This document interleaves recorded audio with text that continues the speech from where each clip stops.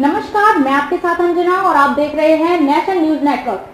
आइए नजर डालते हैं आज की खास खबर पर। अवैध आव्रजन पर ट्रंप की नीतियों के साथ भारत, कहा गैरकानूनी तरीके से अमेरिका गए भारतीयों को लौटना चाहिए स्वदेश। अमेरिका के नवनिर्वाचित राष्ट्रपति डोनाल्ड ट्रंप भारत को और प्रधानमंत्री नरेंद्र मोदी को अपना मित्र बताते हैं, लेकिन कई जानकार मान रहे हैं कि आव्रजन, H-1B वीजा और कारोबार को लेकर ट्रंप की नीतियां भारत के हितों के खिलाफ जा सकती हैं। ऐसे में भारत के विदेश मंत्रालय ने परोक्ष तौर पर ट्रंप की आव्रजन नीतियों का समर्थन किया है और कहा है कि भारत कानूनी तौर पर आव्रजन को बढ़ावा देने की नीति के साथ है। इसके साथ ही विदेश मंत्रालय ने गैर कानूनी तौर पर अमेरिका में रहने वाले भारतीयों को स्वदेश लौटने की भी सलाह दी है। भारत को ट्रंप की सख्त आर्थिक नीतियों से भी कोई खास समस्या होती नहीं दिखती और सरकार के भीतर ट्रंप की आर्थिक नीतियों पर विमर्श करने के साथ ही अमेरिका के साथ आर्थिक संबंधों को ज्यादा से ज्यादा मजबूत करने की तैयारी भी चल रही है। हमारी नीति यह है कि गैर कानूनी आव्रजन को बढ़ावा नहीं देते भारत। विदेश मंत्रालय के प्रवक्ता रणधीर जायसवाल से जब पूछा गया कि क्या ट्रंप प्रशासन की आव्रजन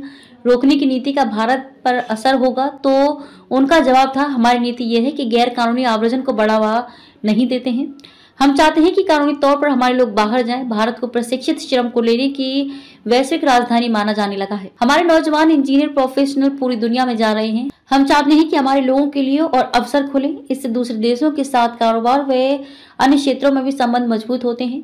इसके बाद जायसवाल ने कहा कि जिनके पास सही दस्तावेज नहीं है और वे अमेरिका में अवैध तौर पर रह रहे हैं तो उन्हें वापस आना चाहिए।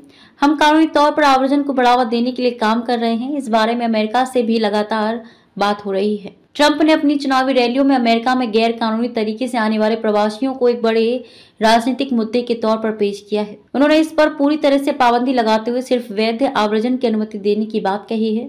ट्रंप के इन वादों के बीच एक रिपोर्ट आई है कि अमेरिका में अवैध तरीके से रहने वाले दूसरे देशों के नागरिकों में भारतीय नागरिकों की संख्या तीसरे नंबर पर है। अमेरिका के एक अधिकारी ने हाल ही में बताया कि वर्ष 2023 में 1100 भारतीयों को अवैध तरीके से अमेरिका में रहने का दोषी पाते हुए भारत भेजा गया है। अमेरिका हमारा दूसरा सबसे बड़ा कारोबारी साझेदार देश। ट्रंप की आर्थिक नीतियां खासतौर पर दूसरे देशों से आने वाले उत्पादों पर ज्यादा टैक्स लगाने को भी भारत के हितों के खिलाफ माना जा रहा है।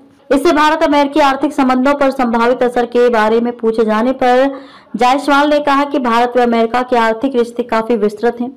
पिछले साल 2023 में 190 अरब डॉलर का व्यापार हुआ था। अमेरिका हमारा दूसरा सबसे बड़ा कारोबारी साझेदार देश है। हमारे बीच व्यापार से जुड़े कई मुद्दे हैं जिन पर बातचीत चल रही है। इन मुद्दों का समाधान निकालना है। अमेरिका ने विश्व व्यापार संगठन WTO में फंसे कई मामलों का आपसी सहमति से समाधान किया था। इसके अलावा भी कई मुद्दे हैं जिन पर गहन चिंतन और सहमति बनाने की जरूरत है। इसमें H-1B वीजा का मुद्दा भी है जो काफी महत्वपूर्ण है। बड़ी संख्या में भारतीय प्रोफेशनल अमेरिका में कार्यरत हैं। इसी तरह से प्रौद्योगिकी हस्तांतरण का मुद्दा है जिस पर हमें बात करनी होगी। इन सभी मुद्दों पर विमर्श के जरिए हम भारत अमेरिका के आर्थिक रिश्तों को मजबूत करने को लेकर तत्पर हैं। भारत अमेरिका संबंध बहुत विशेष और बहुआयामी। विदेश मंत्रालय अमेरिका में राष्ट्रपति पद के लिए हुए चुनाव के नतीजे घोषित होने के बाद भारत ने कहा कि वह वहां के लोगों के जनादेश की अभिव्यक्ति की सराहना करता है। वह अमेरिका के साथ साझेदारी को और मजबूत करना चाहता है। विदेश मंत्रालय के प्रवक्ता रणधीर जायसवाल ने एक सवाल के जवाब में ये बात कही। उन्होंने कहा कि अमेरिका भारत के संबंध बहुत विशेष और बहुआयामी है। उन्होंने कहा कि एक साथी लोकतंत्र देश के रूप में भारत अमेरिका में लोगों के जनादेश की इस अभिव्यक्ति का जश्न मना रहा है।